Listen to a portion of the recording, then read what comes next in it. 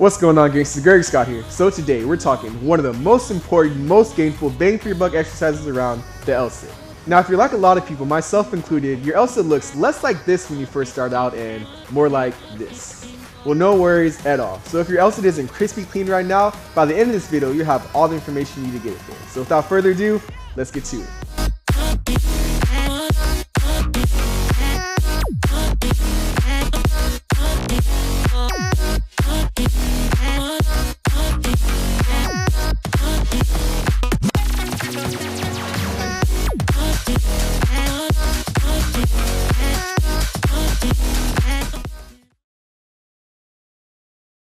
Alright, gangsters, so typically there's three ways that we can do an L-sit.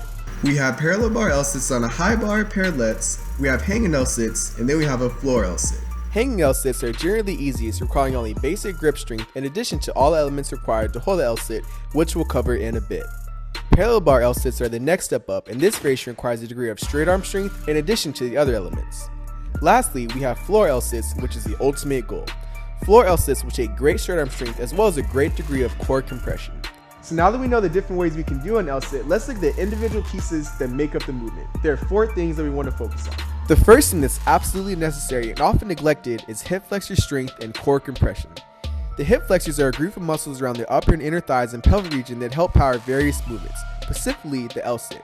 A lot of people, myself included, when first starting to try L-sits, experience pain or tightness in their pelvic region when they attempt to extend their legs in the L-sit, and this is why.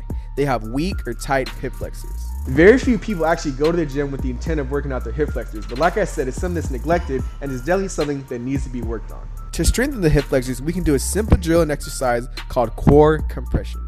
Put your back flat against the wall so that you're upright. Place your hands flat against the ground and simply lift your legs towards your torso as high as you can. When your legs are in the air, make sure that your glutes are flexed and that your toes are pointed.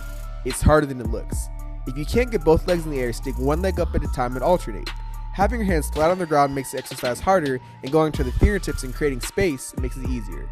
The closer your hands are to your feet, the harder the exercise is. The closer to your hips, the easier. When doing this movement, make sure that you breathe in through the nose and out the mouth.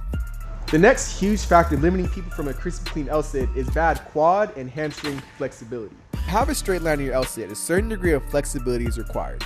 If you lack the necessary flexibility, you won't be able to progress efficiently and effectively. Flexibility is something that should be worked on every day for at least a minimum of 5 minutes. I'll show you 2 exercises that you can do to improve your hamstring and quad flexibility. The first thing here is a standing hamstring stretch, and the second is a supine quad stretch.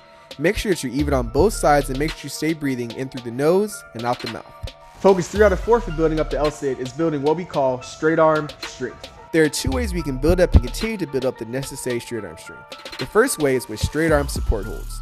To perform this movement, we want to hold ourselves up on a set of parallel bars with completely straight arms. We want to make sure that we're not depressed, but pushing through the shoulders the whole entire time. The next exercise is dips, a progression from support holds that will build the upper body and tricep strength needed to be solid in the L-sit. Make sure that you get a full and complete range of motion and that you stay breathing. The final element that we need to build up in order to do a crispy clean L-sit is of course core strength, which we can build up by doing a series of progressive exercises. If you're taking care of the 3 points listed before this one, the progression will be quick and efficient. To start, we're going to work with knee raises. These can be done hanging, on parallettes, or on parallel bars. The form for all 3 movements is the same. Make sure that the knees are together and that you're driving the knees into the chest, compressing the core as much as you can. Also, make sure that you stay breathing. This is important. In through the nose and out the mouth. This next exercise is not 100% necessary, but for some people it does help bridge the gap between knee raise and a full L-sit, and that's one leg extensions. We're doing the same movement as the knee raise except for extending one leg. We're making sure that the glute is flexed and toe is pointed on the extended leg.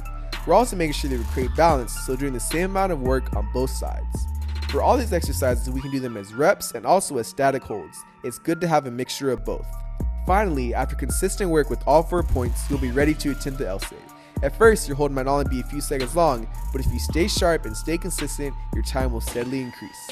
Alright, so whoop, there it is. There's everything you need to know in order to master the L-sit. Alright, so any additional questions, leave them down below. Let me know what you want to see next. And I just want to take some time to thank all you that are pushing, that are learning, that are getting that 1% better every day. That's what it's all about, right? Getting that 1% physically, mentally, and most importantly, spiritually, right? It's all about having that balance. Alright, so again, thank you. Like this video, subscribe, spread the gains with a friend, all that good stuff. And as always, have a gainful day.